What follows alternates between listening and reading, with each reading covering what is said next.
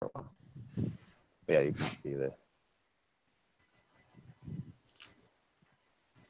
It appears that we're live. John looks like he's about to get swept away by a tornado with that sky. Yeah. Follow the yellow brick road. It could be bad on this left. You can see the background there. There you go. Yep. I see the funnel cloud forming right now. Where are you, John? Where the heck are you? Huh? I'm Tuscany region. I'm like a little bit south of Florence, and kind of in that area, Siena, Florence area. I just went to Siena today. So, what's the name of the town you're in? It's called gosh, what is the name of this? I have to look on my phone to see where I'm at. It's like it's a very small. It's called Baroque or Barberino. It's this old Roman walled city. You actually have to walk outside of the city, and it's just it's real small kind of fortress, and it's all just like completely surrounded by these walls. So it's right next to Tavernelli. So Tavernelli is like the bigger town to go into. Gotcha. They do not believe in air conditioning in any of the gyms. So, but the good news is it's only like 90 degrees and like 50% humidity. So nice. Hey, if the air hits you on the back of the neck, it'll kill you. It'll make you deathly ill. So they can't have that running gym because you're sweaty, and that makes it twice as bad. So, right, that colpodaria, which means the hit of the air, man. It'll kill you. Yeah, there's superstition around that, right? Around the particular breeze or whatever. Yeah, it was funny too because we'd try and explain to Italians, because we'd throw the windows open and they're like, "You are gonna get deathly ill," and I'm just like, "No, I'm gonna die in here if I don't open the window." And they would, yeah. Anyway, so you've never gotten sick? No. Maybe a American. Okay. We're genetically predisposed to handle giraffes. Yeah, that's right. Or culturally predisposed. I don't know. Anyway, it was really, really funny. And it was usually the older folks that were more that than the younger folks. But some of the younger folks, total buy-in on that too. Anyway. Yeah, I just came here from... I was in Cinque Terre. It was really cool. I've never been. I've always wanted to go. That was pretty amazing. I would have liked to stay longer. I was only there for like 3 days, but it's it's just like 5 of these towns that are just connected by these footpaths, basically like hiking trails, and they're all like ports, like little. Hard to describe. If you see kind of those pictures of like the Greek islands and all the houses on the hills and stuff, it's like that.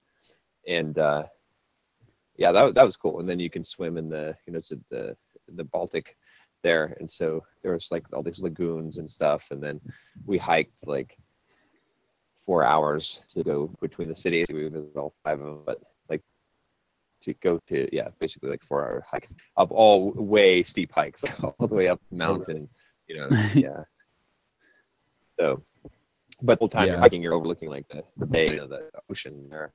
So it was definitely people place. So.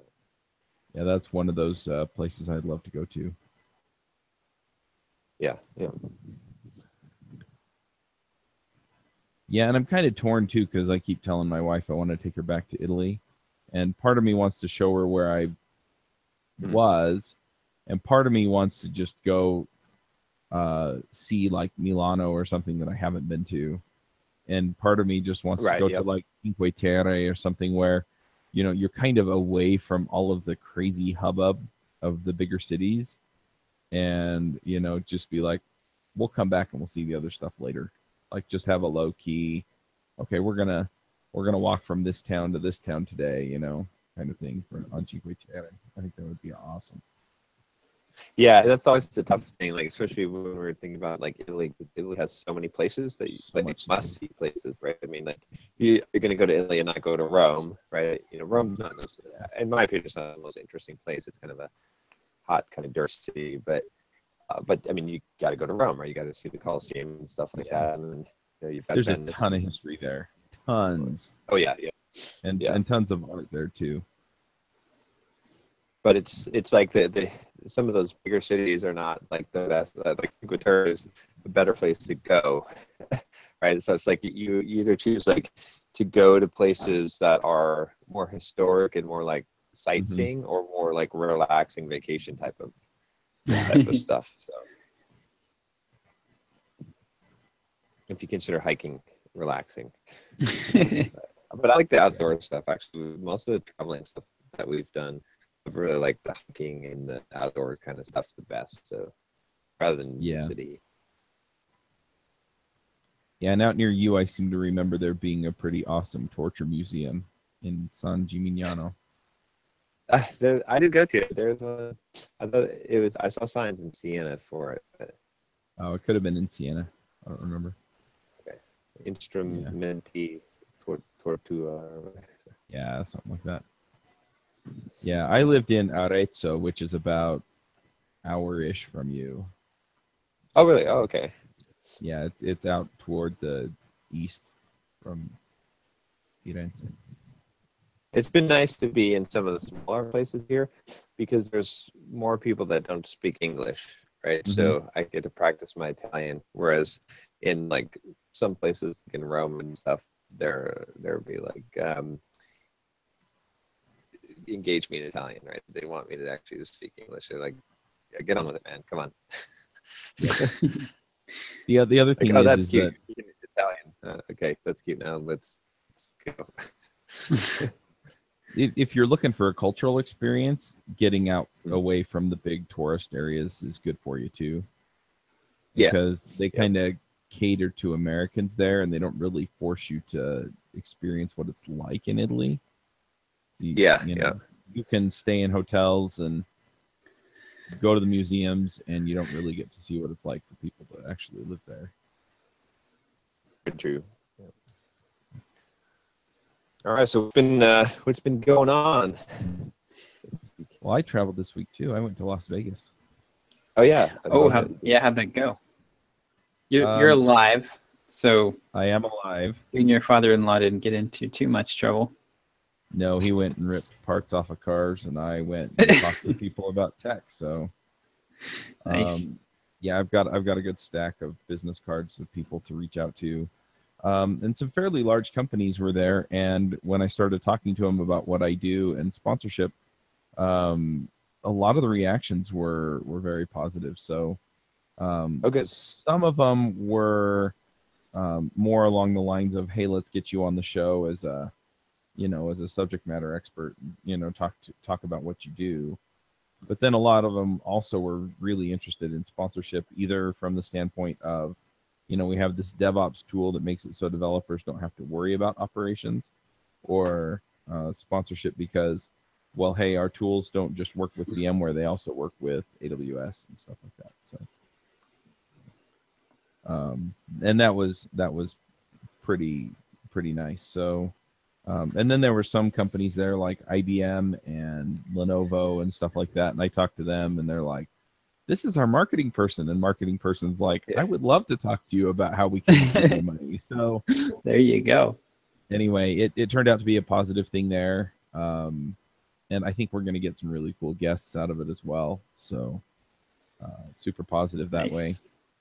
Landing Lenovo or something like that would probably be pretty huge. Yeah. I mean, talking Lenovo specifically, I mean, they have the guy I talked to, he's like, look, he's like, the person who's going to make this decision is my boss's boss.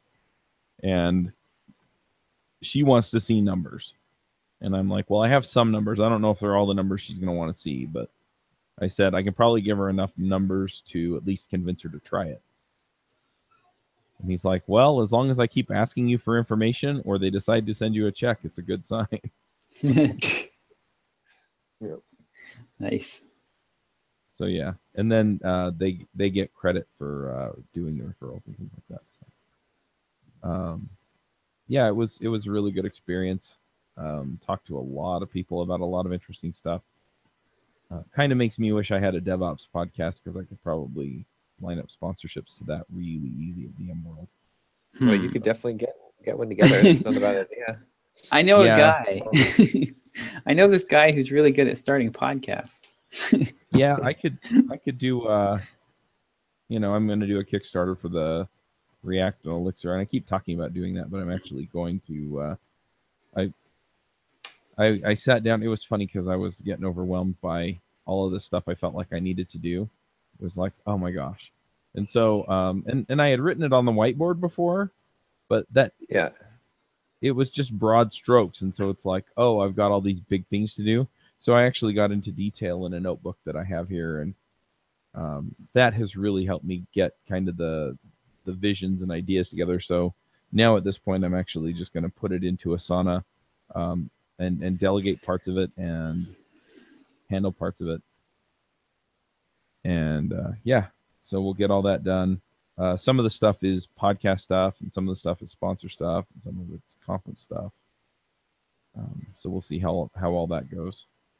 But yeah, and then I've had a couple episodes go out late, and so I'm looking at replacing a person. Bubba always fucking it up. Well, Bubba has a part. She works semi full time, and anyway, she just keeps releasing stuff late, and I've warned her. So yeah, I'm just gonna be like, look, these have to go out on time. And then the other thing I think I'm going to do is I think I'm going to see if I can find people in the community. This is something I could use some feedback on. So I'm looking at finding people in the community who can help me put together like worksheets or cheat sheets or, kind of just one pagers that give people information based on what's in the podcast episode. Oh, okay. And use those as lead magnets. So at the end of each show, it would be, hey, if you're interested in more information about this, or if you want a concise, rundown of what we talked about here and maybe some extra content, go to this episode and enter your email address and you'll get the worksheet. And see if we can start getting people to come to the website. This is an idea I got from my other mastermind group I talked to on Mondays. But I'm trying to decide if I'm going to have to pay these folks to do it because I love the bell. Yeah. I love it actually, but I'm going to mute so that you hear the bells. It brings back memories. Anyway, but yeah, I'm trying to decide if I'm going to have to pay somebody or if I can get somebody in the community to pull it together and then see if there's some way to like do attribution or something. So it has all the dev chat branding on it. But, somewhere at the bottom it says, this worksheet was prepared by these folks and, here's their website or something. I don't know. That seems like a lot of work. Yeah, but the thing is if I have a process for it. Right. And, I have somebody I can reliably hand it off to. I mean, then it's just finding somebody that can do it. Mm-hmm. Well, okay, so just a couple of random thoughts on this. For one thing, setting up and maintaining the delivery for all this will be a royal pain. Yeah, I guess that's true, but you're going to need some sort of mechanism for delivering. Now, Thrive can do it. There's a way to do it in Thrive, but it still is going to be probably 5 to 15 minutes of setup per podcast just on that. Yeah. And right now you're having a hard time getting the show notes put together.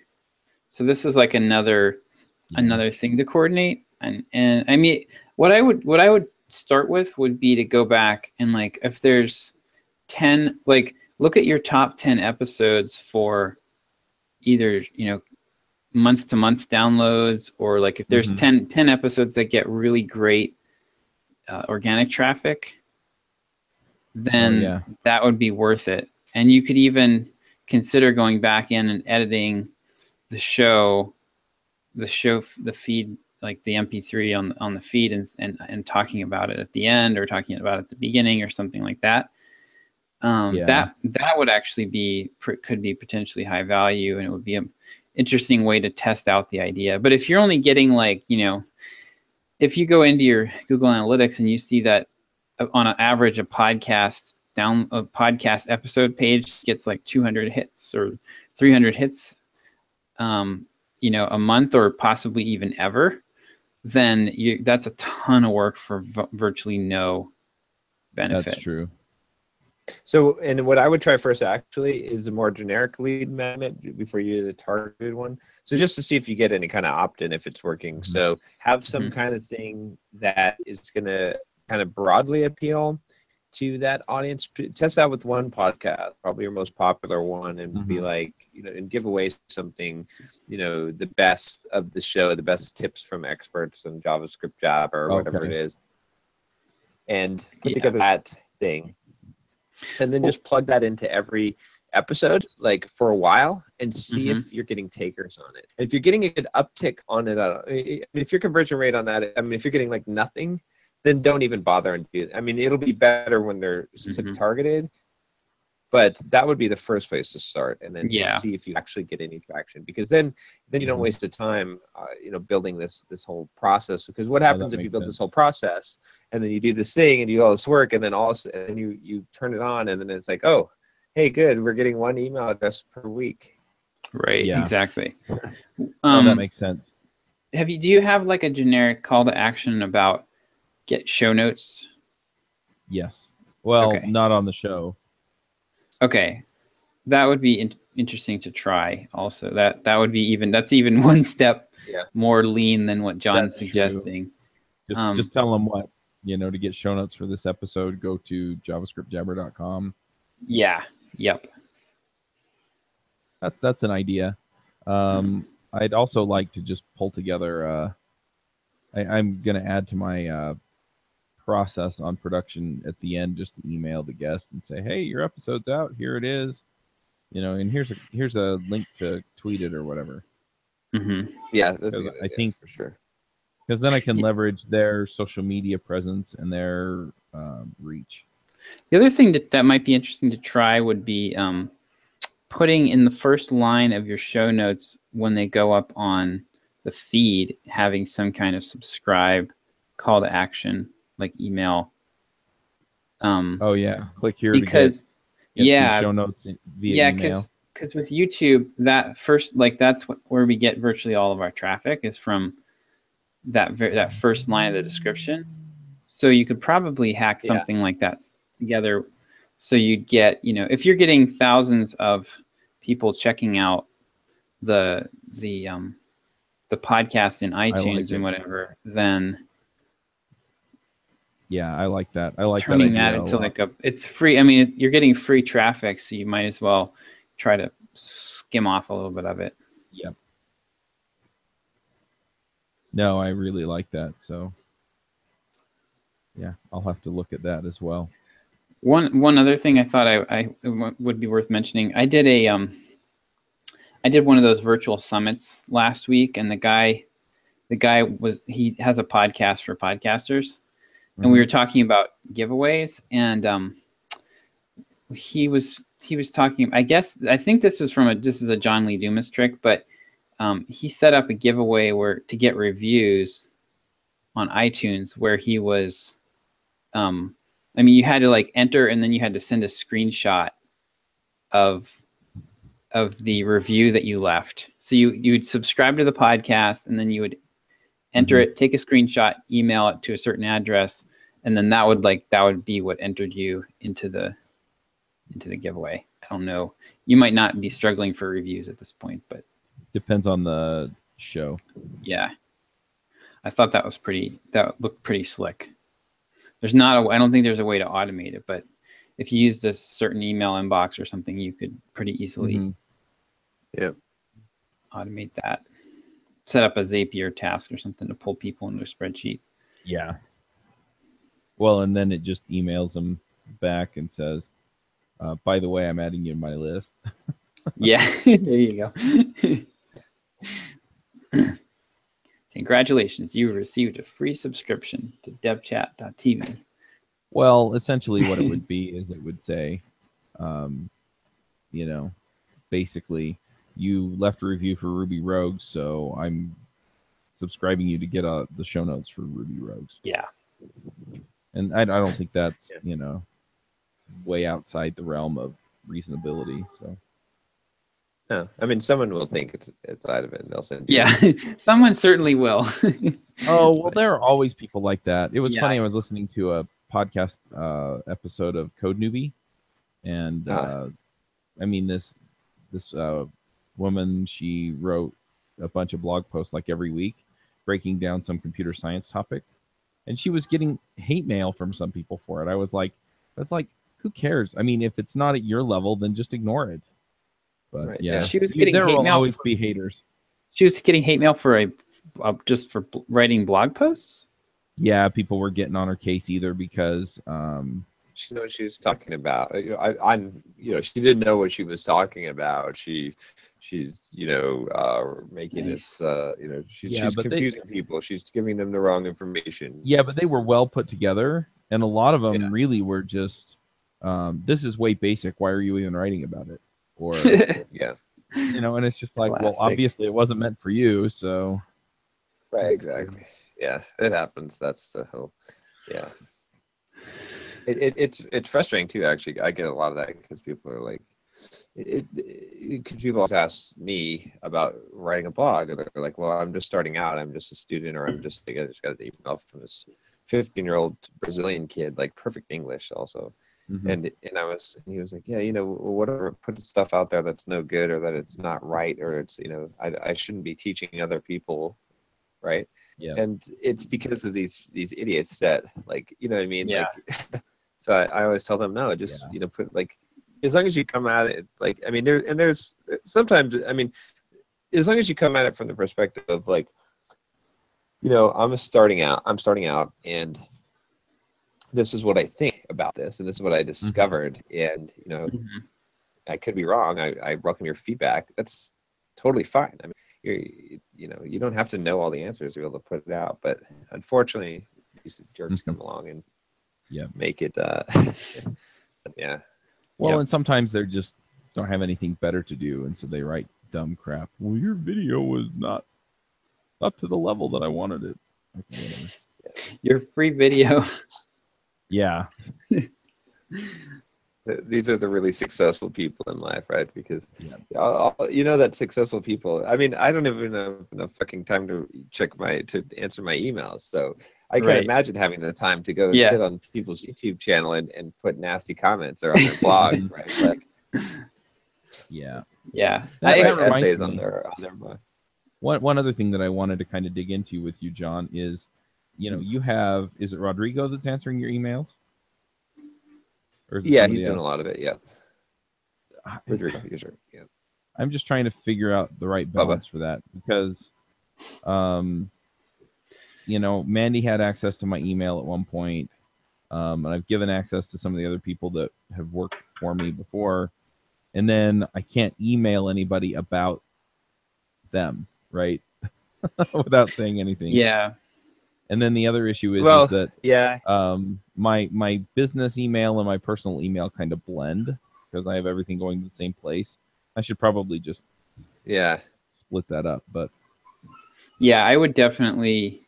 I think you have to make this work. You need like a personal address and you need a business address, and really the only person that you probably you'd want to have somebody in like a personal assistant role versus and probably this is somebody that you'd want to work with for a while first so that you get through the initial okay, I need to fire this person stage.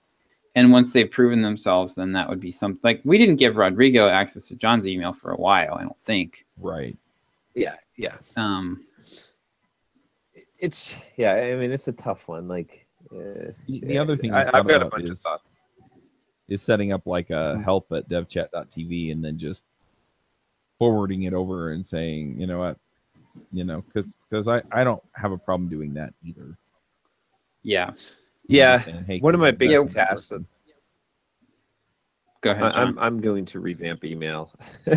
Like for me, like I've got to tackle it as one of my big tasks. One of the things I want to do is get like a personal assistant that just handles both my personal and work email and just knows what's going on, right? Just knows what's going on, to be able to respond intelligently or just sum things up. But aside from that, there's also other optimals that need to be done, right? Like I regret now having John at simpleprogrammer.com being like kind of the business email address. That should be like my personal business address, right? if that makes sense, right? So there should be like a help at Simple Program. Like it should be more bucketed, right, and divided. Right. And maybe that goes to a central inbox or something like that. But that would allow again things like, sometimes some of the stuff I send, I'm like, well, I just sent Josh something saying about Rodrigo. And Rodrigo's checking this email. So I mean, obviously I haven't said anything negative, but You sent me something about Rodrigo. I've done it before, like what I mean? Yeah. And it's like, so I have to say, okay, well, I have to send that from my personal email, but that's business stuff. So Right. I'd also like to just go through an audit. Like I haven't had the time because it's a whole playing catch up. But at one point, I'd like to just like go through all my email, in a day, very slowly, like take the whole day going through email, and for every email asking the question, why did I get this email, and did I need to get this email? Right. And even for like business type of contact stuff, not just newsletters. I was talking about like, would there have been a way to have not gotten this email, right, or to have automatically handled it? And I'm strongly thinking about just setting an autoresponder. I know a lot of people, like Tim Ferriss, if you email him or his assistant now, you automatically get an email right back, and it's got a kind of a long description, and it says, in this case, it sort of puts you through a switchboard, right? And it's like, all right, in this case, you can reply back. In this case, you go to this form. If you want to this, I'm not even talking to you about at all, right? And it gives you like all of these options, and that might be the better. That might be a really good strategy. Or one other thing I've considered. Damn it! Seriously, how many? More bells. Every 15 minutes now. Yeah, that's how it works, John. That's how. Yeah. When there's bells, they're every 15 minutes. So that was weird. Oh, there we go. No, okay. There we go. Yeah. Small sleep of the job there. It's somewhere the combination of the bells is I haven't figured it out yet, but maybe because it must be because it's Friday. I don't know.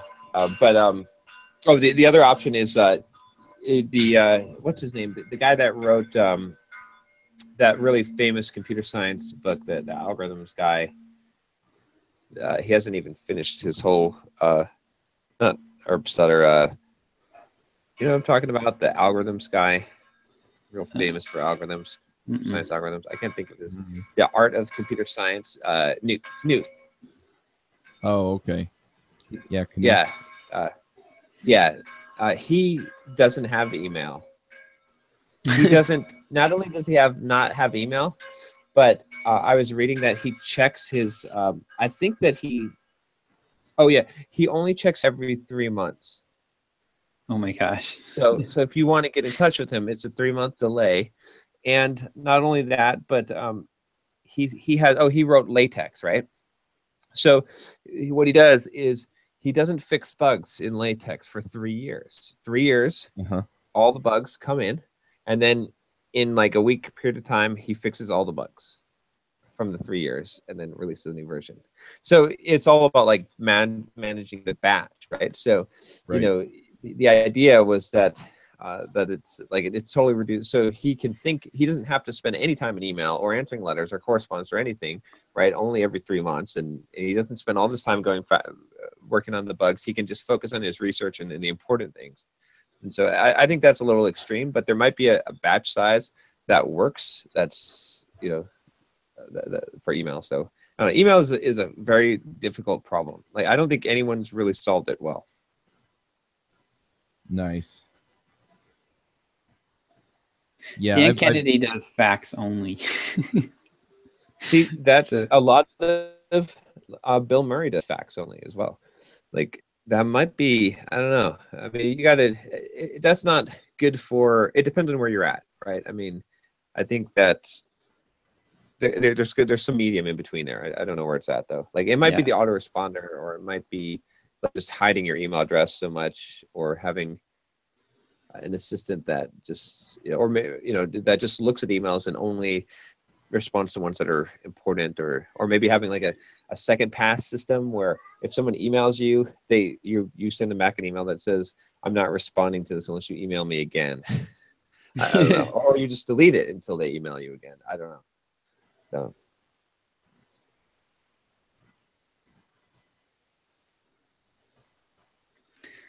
Well, this explains why none of my emails that I'm sending to John get answered.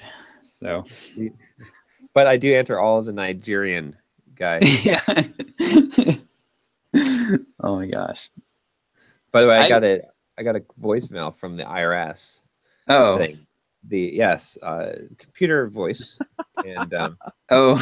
apparently I'll have to I have illegal tax fraud that I've committed, and not responding to this to the voicemail message, not returning the call would be like I forget, a criminal offense, a federal criminal offense of Oh my goodness. tax Nice. evasion, and it'd be like evading or avoiding the superior magistrate, general magistrate. I can't remember the exact wording, or a subpoena. So kindly return the call, and that's where they got wrong. I was going to call The back. kindly. Yeah, I was like, what is going on?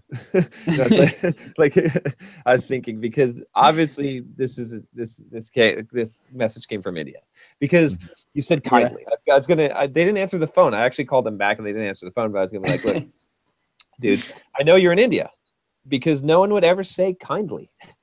Like no one would ever say kindly do this. So yeah, especially not the IRS. Exactly. I was like, you had it like real good, except for the word kindly. That was the dead giveaway that you were somewhere in India, sending this. Sure enough, I looked it up, and these guys are from India. So nice. I got a message similar to that this week. And just to give a little bit of context, up until a year or so ago, I think it was last year, I paid like 3 years worth of taxes. Mm-hmm. And anyway, so I, because I hadn't paid taxes for several years, because I gotten a little bit confused by it, and I hadn't saved up money for it, and so I had the money to pay it, so I paid it. And I never did quite verify if everything had gotten paid, so I got an email or a voicemail similar, and it said, "You're being sued by the IRS for non-payment, and they're issuing a warrant for your arrest, and if so call this number back." And I'm like, yeah, I'm going to call the number back on the IRS website and just make sure that everything got paid when I thought it did. Yeah. So I call them up, and they're like, well, you underpaid by 47 cents back in 2014. And I'm like, we're gonna let that one slide. And so I'm like, okay, well, how do I pay that? And they're like, oh, if it's under $1, they just clear the account. I'm like, okay, I just want to verify, so I don't have to worry about it, and I'm not going to get a letter in the mail from the IRS that says you owe us $30.47 because fees. And she's like, you won't. And then she goes back and looks, and she says, actually, you overpaid by about $1 in 2011. So we're just gonna, I'm just gonna move the money over and wipe it out. We'll keep the change too, because we're the IRS. They owe me 50 cents. They need to mail me 2 quarters. Nice. Yeah. Oh my gosh. But I spent like 2 hours on hold, waiting to talk to somebody. I was a little bit frustrated, but at least now I know that everything's clear. Yeah. That was yesterday. That call. The default should always just be for anything. Fuck you, I'm not giving you any money. That's like if you start with that default, then like everything is okay, and then they have to prove, like it's like the innocent until proven guilty. I don't owe you shit. That's until proven I owe you shit. Yeah, but my deal is I figured there was about a 10 to 20% chance that Yeah. it was actually legitimate, and so I just went on irs.gov and Yeah, looked I don't think at the them. IRS will sue you or leave you a voicemail saying that they're going to sue you. Well, they say when you call them up, they Uh. mention in their recording, there are a lot of scams going around, and Yeah. we won't call you without sending you a letter first. And I Yeah. don't always get my mail, so like my wife will get it Oh, and we'll sort out the junk mail and set it aside, and then once it's in her way for long enough, she'll move it somewhere where it's out of the way, and I still never see it. So I was like, it's entirely possible I didn't see the letter. Nice. There needs to be a step in that workflow that says IRS, give to Chuck. Yeah. I mean, bills, anything. Like we've missed bills because I never saw Nice. them. Just like, yeah, I keep telling her, I'm like, look, if you don't want to sort through it, just leave it on my desk and I'll take care of it. Anyway. you'd use the like I use a service for my mail. I'll get sent to North Carolina, and they open it and scan it, and then I just get emails. Yeah, I have that service for the business, and Yeah. I don't think they care if I use it for personal as well. And so I'm tempted to actually have my bills like for like the power bill and the mortgage and everything just sent there, and then I'll just I'm And the other paperless thing for with all that that is stuff now, auto. and it's all auto paid. I hesitate a little bit with auto pay. I don't like giving people access to my account. I know Well, I can don't. set up auto pay scheduling with bill pay, and so I have thought about that. Yeah, that's how I do most of it. Unless they actually give me a discount or something, I don't have them pull money. Usually, I just do the bill pay, auto bill pay, and that's good because then you have control over it too. So Yeah, I Well, can with go the bill turn it pay, off. if the amounts vary at all, that's not going to work. That's true, but if you get the yeah, thing in the mail and then you just have a process to pay all the bills at a certain time. Yep. yeah, you could do that. I mean, for utilities that vary, yeah, but a lot of the stuff like your mortgage doesn't vary, so you can do bill pay. And, Mhm. I mean, I thought about too. Also, I was like, at one point, I was like, well, what if I just like for the utility bill, I figure out what the average is, and then I just auto pay that, and then sometimes there'll be a surplus, and sometimes there'll be a shortfall. But it'll all even out because send you 30-day notice, and then you'll get the next payment will come through, and it'll be enough to. John's or just skirting create a the little edge buffer there. of getting his lights shut off. Yeah. It's happened before. And then I just call them up and pay it, and then they come turn it on a couple hours later. Chuck, I have a So, question for you. How on earth are you tracking your sponsorship outreach? I'm using CRM. What are you using lately? So I'll give a little bit of background. So I was using Asana before, and then I would just change the due dates on the tasks. Right. That turned out to be a complete and royal pain. Yep. So now what I do is I have it all. I'm trying to remember. I think it's Zoho CRM. Oh yeah, that's right. And I've looked at Zoho. Yeah, so now I reach out to them, and then I set a follow-up task after I've reached out. Okay. Yeah, because I'm really struggling with this. I'm starting to dig back into that, and it is so like there's so many. I was trying to come up with like a spreadsheet even or something to track it, and it's like there's so many things that what I want to track. What I'd like to track is, like email open rates and reply rates, which I can do with Blue Tick. It's just it's such a pain that your email is separate from your CRM. Like pretty much, and there's a couple that attempted to integrate it, and it was like a complete train wreck. But yeah, like what I want to be able to say is like, okay, I sent out 100 emails from with this particular subject line. in this particular body, how many people opened that, how many people replied. And then, so that's like one thing I want to track. And then the other thing I want to track is like, when do I need to follow up with specific people? Like, yeah, I haven't found a good system that does that. And to be perfectly honest, I mean, the tracking would be nice. And some of them, like, I think Streak tracks opens, but it doesn't track it across like a template or anything. And I used Nimble CRM for a little while, and it had way too much going on for what I needed. But it also tracked opens, but it didn't track it by template. Yeah, but the problem with most of the CRM tools is they only track emails that go out through the system. So like, I don't want to have, like with Salesforce, I don't want to have to sit there with Salesforce open and send emails through Salesforce, especially when people have already replied to me and there's a reply sitting in my Gmail box. I'm not sending them like another email and starting another thread with that person. That's just kind of well, the other issue I had with the Nimble tracking was, so they would insert a pixel when I send it through Gmail. Yeah. And then I'd go back and start reading the expand it, and it loads the pixel, and then I'd get a pop-up on my computer saying, this person's reading the email. And I'm like, no, they're not. That doesn't help. But, I needed to go back and read the rest of it for context, and so I get false positives. Yeah, that's funny. That's like when I send myself an email, and that so I don't forget something, and then I'm like, oh, I got an email. Oh, yeah. You've got mail. Yeah, I don't know. I'm currently using Trello, and it's a pain. I'm trying to use Trello in a spreadsheet, and I really can't get it to work.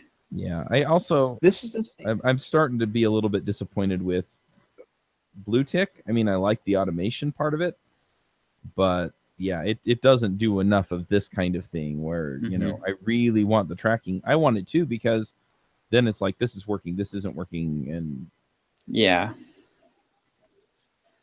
what are you saying, John? Tweak my process. Go ahead, John. Sorry. I mean, this should really be, because it shouldn't be a process of reinventing the wheel here. I mean, there's some things, but this is essentially sales. But everybody, John, everybody uses Salesforce, and this is not. See, I've looked at Salesforce, and it is. It's an ugly freaking mess. It is really, really difficult. So what you do is when you have a big sales team, you hire a Salesforce implementation specialist to come in and customize Salesforce for you, and then everyone still hates it, but at least it sort of works, but everyone still hates it. There's just really not a good. I've looked at probably 24 different tools. Oh, and then the other thing that really made me mad was freaking LinkedIn. I hate LinkedIn. I'd found this really great tool called Hunter, and they let you you can go to somebody's profile on LinkedIn, and then they'll like dig around and look at other web pages on the company's website and stuff, and pull in their business address. And it was super slick. So I could find a personal like a direct business email address for anyone on LinkedIn.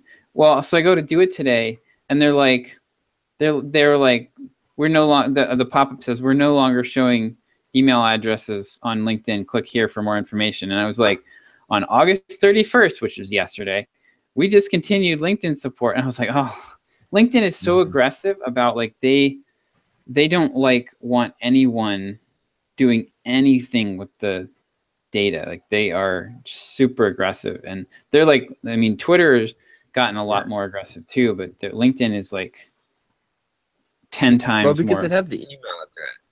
That's the thing, is because I get LinkedIn spam to my personal email address, where people have taken my email address off of LinkedIn, and that they put me right onto their list. Right? Well, no, they had to harvest it. They had to harvest it. All they have to do is connect. Well, they harvest. I know. Oh, well, yeah, but then they put me on their email list, their MailChimp account. I didn't sign up. Yeah, that happens to me too. And it's a pain in the ass. So it's a little bit different. I understand LinkedIn kind of, because if you get enough of that, you're gonna be like, fuck that, I'm deleting my LinkedIn profile. I'm never going on LinkedIn again. And a lot of Well, people have done that because they're tired of getting the- spam from LinkedIn. these are not the addresses that I was getting were not their LinkedIn addresses. It was just taking I see, taking the name. It was taking the person's name and rummaging around. It was basically just connecting LinkedIn with the rest of the internet and saying, hey, can I find an email address out there somewhere? It was not, because most people use a crappy personal Yeah, like they do. Gmail or Hotmail address on LinkedIn. And I have not had good success reaching out to those email addresses. It seems like people don't check them, probably for the reason that you're talking about, John. But yeah, it was just looking at their profile and going, okay, like, where does this person work? And then Right. pulling in. So it wasn't even really, it wasn't harvesting contact information from LinkedIn. It was just kind of using LinkedIn as a directory for the rest of the web. Yeah. Very frustrating. Okay. And yeah, and LinkedIn also LinkedIn killed all of they basically killed. So a bunch of CRM tools had created API integrations with LinkedIn, and then LinkedIn decided, oh, we want to launch our own sucky CRM. So they just killed their API about 2 or 3 years ago. So you can't, like, there's no tools out there now that integrate with LinkedIn. It's like the #1 tool for business prospecting, pretty much, other than like these big private databases. And there's no way to connect it to any tool at all. It's very frustrating. Yeah.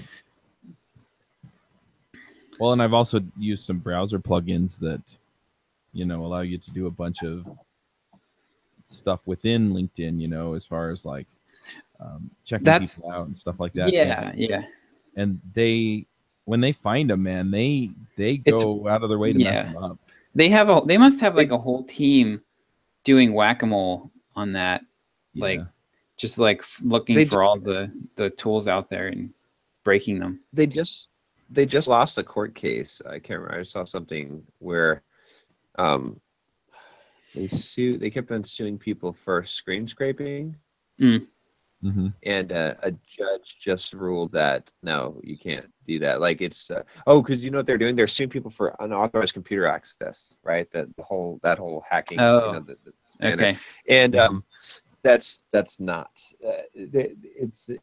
What the ruling was that if it's publicly accessible, right, then it's fair game. There's no. It's the equivalent of having a store with the door open. Like, if someone walks in the store and looks at your stuff, like, that's, you have the door open, right?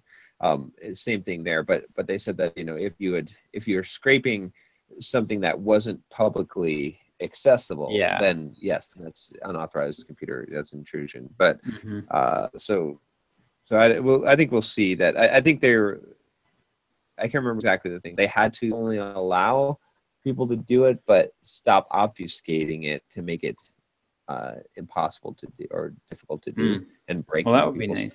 So, yeah, so that's kind of I'm not sure, that felt a little too left leaning, that part of it. Like, I mean, you know what I mean? Like, it's as much as I'd like to be in full support of that. Like, if you say, okay, you can't like sue people for screen scraping, totally fine. But I don't know if you can really say you can't make it hard for them to do it. That, to me, it seems like they should have that right. I mean, that's if you put a maze in front of your store, your choice.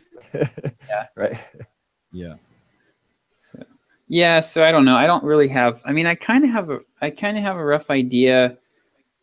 I have a pretty good idea of the process I want to use. It's just I have not really been able to find a set of tools that make it something that.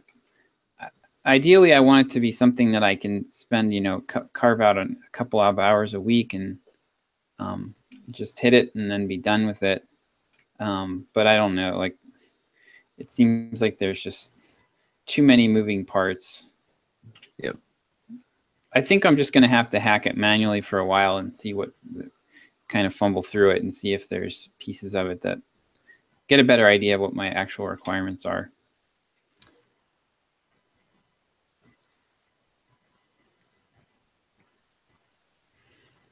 All right, well, that was pointless and not helpful. So what's been going on in Simple Programmer? Yeah. What's been going on with Simple Programmer? So so we've been, this week has been a bunch of like little things and little experiments. So we did, so we got contacted by this company. I won't use company names here, but so they're like a recruiting job search type of company. And they wanted us to put up they were saying, hey, we'll do you can set up a job search on your site, and we'll pay you every time someone clicks on a job ad. I was like, oh, okay, that sounds pretty cool. So we got that set up, and so we've been running it for about 3 or 4 days now, and we're averaging about $1.25 a day. So and to get that, I'm having to put ads on the site and like funnel traffic to this new tool that we put up. So John was like, yeah, kill that with Extreme Prejudice. So we'll test it a little bit more. It was a pretty slick idea because when they click on so it's jobs.simpleprogrammer. So it's simpleprogrammer.com/jobs, and the search tool looks pretty slick. And then you can put in a keyword and a radius, and it'll give you some listings. And then when you click on any of the listings, it pops up an opt-in form, and you can sign up to get alerted on that search every day, or whenever there's a new job posted or whatever. And then we get paid every time someone clicks one of those links within one of those emails for as long as they're subscribed. So if they're job hunting and they're clicking stuff every day, we get paid every day. So that's pretty cool. But the conversion, like the number of people that actually sign up for the alerts, is pitiful. It's we've gotten like 30 some clicks, and we've only gotten like 1 sign up on the alert. So it's pretty much like, if you had like a massive website that was getting 100,000 job search related page views, a week, it might be something you could make some money with. But you would then just put up your own job board and just exactly bounty or charge people to advertise their jobs on your site. So John, we'll get an idea of the traffic volume though, that we might get on the board. So it'll give us some interesting data. But so that one's probably a fail. We also got Bluehost reached out to us about upping apparently like we've hit their radar as being one of the bigger sites that could potentially send them more affiliate traffic.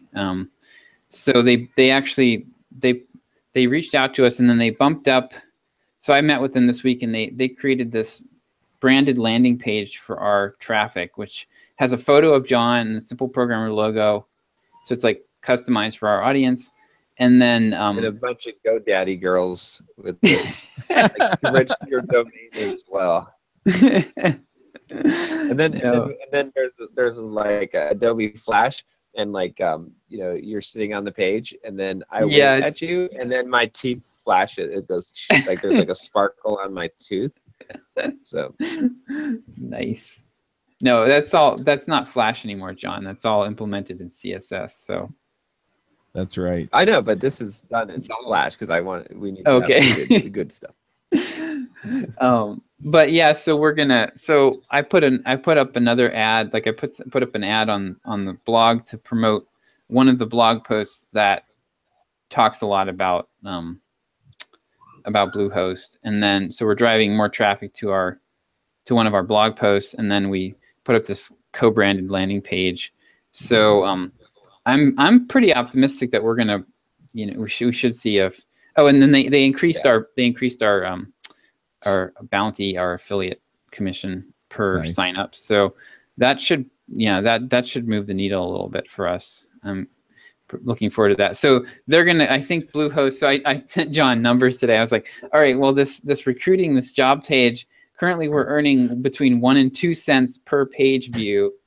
And then contrast that with Bluehost, we're earning $11.93 a click.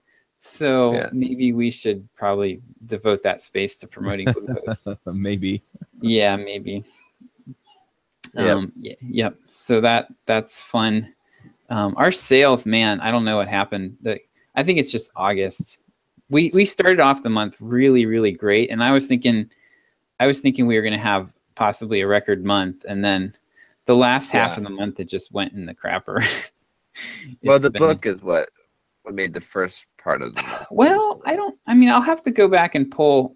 I think there was some of that, but I think a lot of it just seemed like a lot of it was just all of our channels were firing on all cylinders, and then it just kind of all just dried up at once. So hopefully it'll kick back up here now that we're hitting September. Usually from what I've seen, it was, I think last year going into the September, it was a little bit dry until the second week or so. So, and then I've spent the rest of the week setting up. We're finally getting a membership site, like a login, our own content delivery website set up. So I spent the better part of the week working on that, and looks like we're going to. What did you settle on to use? So MemberPress. I looked at MemberPress. I actually installed it and played around with it, and so what I realized is that pretty much there's tiers of these programs. So I was wanting this all-in-one solution that was going to give me, the login capabilities, user access management, and then make it easy to create digital courses and digital downloads and all that stuff. And it actually seems like what you have to do is you buy one plugin to manage the access, and then you buy another plugin to manage the file downloads, and then you buy another plugin to allow you to create digital courses. Mm-hmm. So I've got, we're using Digital Access Pro, which is kind of more of an internet marketing. It's one of the older ones, and it's popular with the internet marketing crowd. And it actually has a pretty good shopping cart. Like, you could technically use it as your shopping cart, but you can do like upsells and everything right in there. But it was like devilishly difficult to set all that up. So I'm just going to use, what I'm using is I'm going to use ThriveCart as our shopping cart. ThriveCart integrates directly with Digital Access Pro. So when you buy the product through ThriveCart, you just get a new account created in Digital Access Pro, and then it gives you access to the right product. And then when you log into your Digital Access Pro account, you see a page, and it lists the courses that you own, and then below that, it's going to list other courses that you don't own, which is, we wanted that. Like, we wanted to be able to show them, here's what you have, here's what you don't have, to make the other products more visible. So I'm pretty happy with that. There's really there's no way to do any kind of digital courses. I would have to create WordPress pages, which honestly wouldn't be that bad, but I need to create individual WordPress pages, stick the video on that page, and then have like next and previous links and stuff. So it would be a pain, but I'm looking at probably like WP Courseware, I think, and that basically creates custom post types in WordPress, and then you can just assign those custom post type entries to whatever product it is, and they'll basically get presented as your course. So the goal, we really want this to be something where we can set up set everything up for a new product in like an hour or two, and not have it like, so with MemberPress, I was starting to work through it, and there's no direct support for MemberPress in ThriveCart. So I was trying to set it up through Zapier, which sounds great until you realize there's like all these edge cases. Like, what if they buy this product and the in-cart bump, or they buy this product and the in-cart bump and an upsell? Like, you have to create all these zaps. And I was like, I am not creating like 20 zaps for every product. That will turn into a mess really fast. Yeah. Too fragile. It all breaks. Yeah. Fire drill. It'll be bad. Exactly. Yep. Yeah, that's the last thing you want to have to stress test when you're doing a product launch. Yeah. So, but yeah, it seems like it's working pretty well. I'm currently stuck on. I have a support ticket in with our for the plugin we're using to get files from S3. Apparently, uses an older version of authentication with S3 that only works in one region. So we have buckets that are created in another region, and I'm like, are you kidding me? Like I can't access these, and there's no way to change the buckets, so I'd have to delete the buckets and recreate them, and I'm not doing that. A new version of the S3 Media Maestro just came out. I think that might have. Yeah, I'm gonna probably look at. I might look at that. I'm gonna look at that, and I'm gonna look at the one that Derek uses, the Restrict Content Pro, and see. But yeah, like I liked this. This one was free with Digital Access Pass, because it's but created by the same company. But yeah, this is that's utterly ridiculous. I found a stack. I sent in my help request. I sent a Stack Overflow thread from like 2014 where somebody was talking about solving this in Ruby, and I'm like, this is the same error that I'm getting. Right? Is it, is there a workaround here? And I haven't heard back yet. So, but yep. So that should be all. That'll be all. I mean, we'll have. So first step for me is getting I have to get the digital toolkit for the career guide moved from publicly available page on the internet to this behind the firewall type of, or behind the login type of setup, and then I have to migrate all of our other products and stuff. But that should be, once I figure it out, that should be pretty easy. The Thrive integration with Digital Access Pro is really good. I like it. It's basically like you connect it. No, not Thrive, Thrivecart. You basically just connect it to your site one time, and then you say, how do you want to deliver this content, membership site, and then you enter the product number and you're done. It's pretty slick. So next week, hopefully I'll have that. I would have had it done if hadn't hit all these technical snags, but. Now, I did a search for Digital Access Pro, and all I can find is Digital Access Pass. Is that not the same? Digital thing? Access Pass. That's if I said the other, I meant Pass. Yeah. Okay. I got to get running here. I actually got a new coaching guy that I'm doing coaching for today. Okay. Cool. Oh, I thought when you said you had to get running, you were doing another half marathon. No. That was pretty crazy though. It was hot at 10 o'clock. Awesome. Should we do our thoughts and then wrap it up? Sure. I'll go first this time. I got one. So I got, my thought is mo money, mo problems. I got slammed like in the last 2 days with a $250 red light from Switzerland, which I normally wouldn't pay, but I was borrowing the family's car from the exchange, and so I don't want them to have to go through the hassle, but just pay it or whatever. But and then was like two basically fraudulent hospital bills from like UCSD medical. I never go to a hospital ever. Like just go to a regular doctor, not a hospital. They billed like for regular routine, like some blood work that would have normally cost me like maybe $200, $150 from a regular lab. They billed like $3,000. They billed like $5,000 to insurance, and then mine was like $3,000 or something like that. And then we got another bill from my wife with a very similar thing from UCSD as well. And so total like fraud. I mean, pissed me off more than anything, I think, is because of how fraudulent this is. Like, I mean, what they billed for, just taking advantage of people.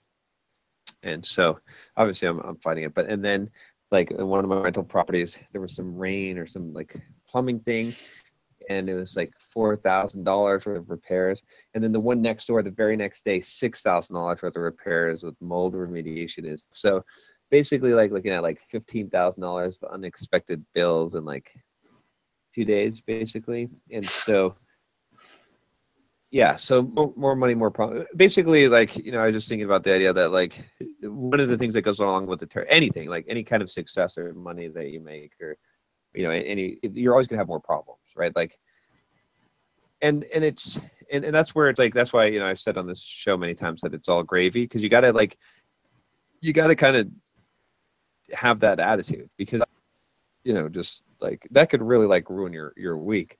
But I'm not letting it, because it doesn't matter, because it's like, okay, so even if I mean, it's not going to cost me the 15, I'm going to fight some of the stuff, but even if it did, you know, okay, sucks, but you know, it's like I'm better off than I was, a lot better off than I was like 4 years ago or 5 years. Like I would have been dreaming to have, you know, to be in the situation that I'm at. So what you got to remember is, it's like, you know, I was just thinking about like how, as you achieve more success, you make more money, and you get in shape, because you can get out of shape more, right? You can lose your losses. You've got more stuff to defend. I was thinking about this analogy of like if you had like one Lego brick and you're trying to, like, you know, you had a bunch of kindergartners that wanted to steal the Lego brick, you could just like hold it in your hand, and like they're not going to get that one Lego brick, right? But if you had like 100 Lego bricks, like, or 1,000 Lego bricks, like you'd have to like try and like, no, you can't have any of my Legos, right? You've got and the like, full Millennium Falcon with all the radar dishes and, you know, all the. They're like little hands are reaching in and grabbing, and This you know, is John's basically describing every evening at my house right now. So Lego my Legos. You can't stop. So Yeah. like, so you got to kind of decide in life. You kind of got to say like, okay, I'm just gonna have one Lego brick because I like, you know what I mean, and it's good. I could just, you know, but then that's it. You know, you just have a mediocre life. It's fine. You know, but you know, you're gonna have a lot less of stress. Or you say, well, if you're going to try and accumulate 1,000 Lego bricks or 1,000,000 Lego bricks or whatever, the more the Lego bricks you accumulate, the harder it will be to defend those, and you're just going to lose some of them. And more people are going to try and take some of them, and you're going to get ripped off more. So you're going to have that level of mindset, and just understand more money, more problems, right? Yep. And that's, you know, and it's not just money. It has to do with, I mean, same thing. Like you get in shape and you know, build muscle and, you know, lose fat or whatever, you got more to lose, right? Like you can, because you can get out of shape, you know, if you're just average, you don't care, right? It doesn't matter, right? You know, so there's always bad thing, or you get injured, right? It's a bigger loss. So anything that you gain, right? It's almost like that you just have to realize that the higher you climb, the higher you fall.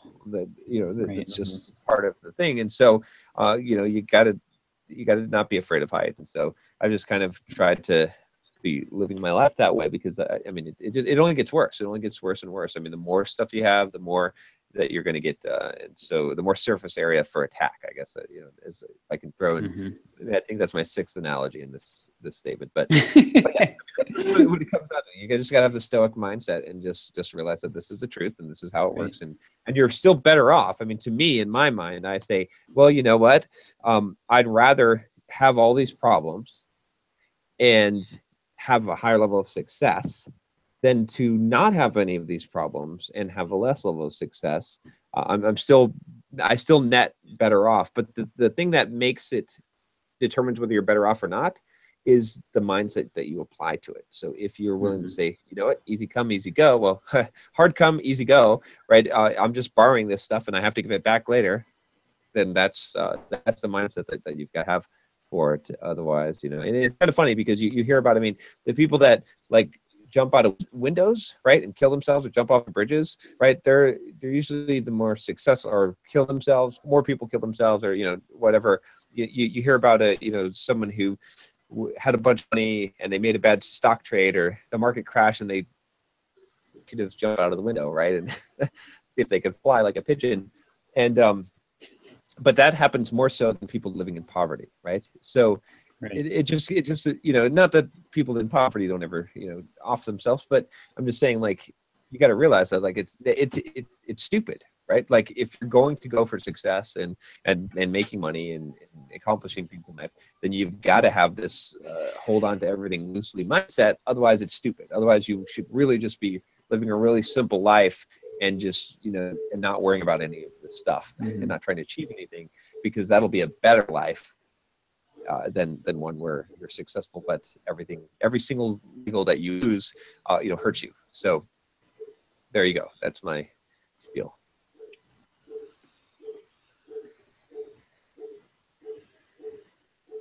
Who's next? For me, I mean, I was talking about earlier just doing the, like just, I'm trying to pick up my notebook that I've been writing in. So anyway, just making a plan and following it. I mean, you know, and not being afraid to get too deep into the weeds, and not feeling like you have to always be, you know, all the way up or down the chain. I mean, I've just been brainstorming into this, and then I'll put it all into Asana and track it, and then just holding myself accountable. And you know, those are kind of things that it feels kind of basic, but at the same time, it's kind of part of being a grown up, I guess. Yeah. Nice. I feel like we've talked about this recently, but I've been like this week several times have just been thinking about the I think this might have come out, I might have heard this first in what was Ryan Holiday, the Ryan Holiday's book, John, that you like, The Obstacle's the Way. What's that? The Obstacle's the Way. The Obstacle is the Way. Yeah. But basically looking at the adversity as this is a chance to practice X virtue. So like right exactly. Now, see, I'm wearing this wrist brace. I'm super frustrated because I've had this freaking wrist injury for about 10 months now. And it's not real severe, but like anytime I try to do anything with my hands on the floor, like push-ups or anything, it hurts. It acts up. I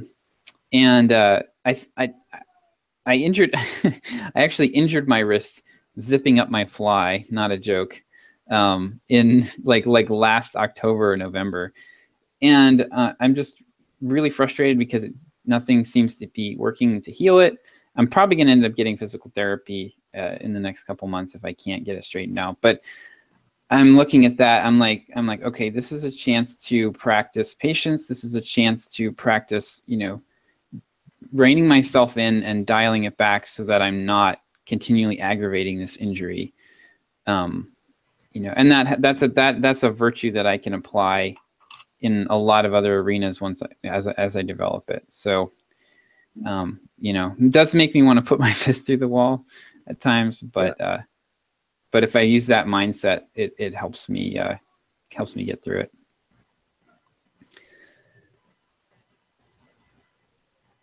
I'll apply that to my massive bills as well. Actually, I was. So last night I was thinking about, I was like, this is a good opportunity, John. This is an opportunity to see what you're made of. Like, is this gonna like wreck you, or you know what I mean? Like, or are you just gonna, you know what I mean? And so I decided to spit all over my monitor. All right. All right, guys. See ya. See you next week. Yep. All right. Bye.